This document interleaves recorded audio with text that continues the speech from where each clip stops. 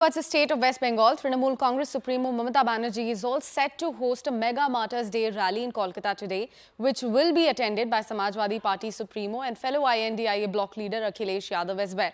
Trinamool Congress observes Martyr Day to commemorate the sacrifice by 13 people who died in police firing during a movement demanding voter card with photo identity back in 1993. Since then, Banerjee has made it a tradition to mark this particular day. But as per the Trinamool Congress's insiders, this rally will be on a bigger scale this time around, and Yadav's attendance will send across a message of unity within the INDIA bloc as well.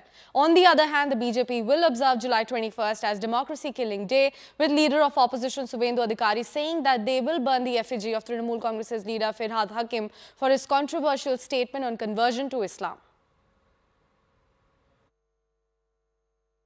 জীবনের নিরাপত্তার জন্য এইটুকু বলে গেলাম। বাদবাকি যা বলার আমি প্রতিবারই আসি, কর্মীদের সাথে দেখা করে যাই।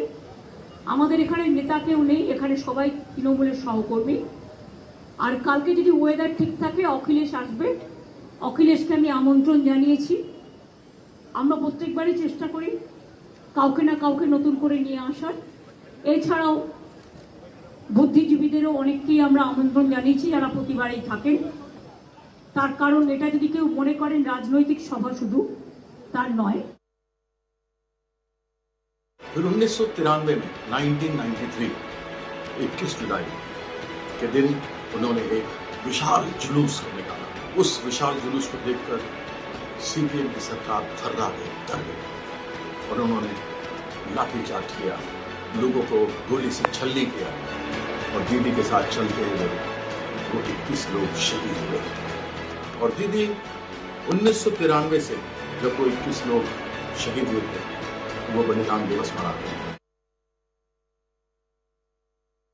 ये देश और देशवासियों की खातिर 21 जुलाई 1993 में देश की सर्वाधिक लोकप्रिय नेता यह नेत्री पश्चिम बंगाल के मुख्यमंत्री रहे और हैं।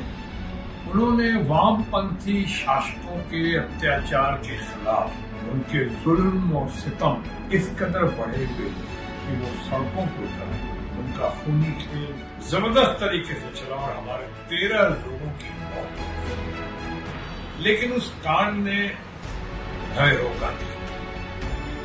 हमने अपना संघर्ष जारी रखा।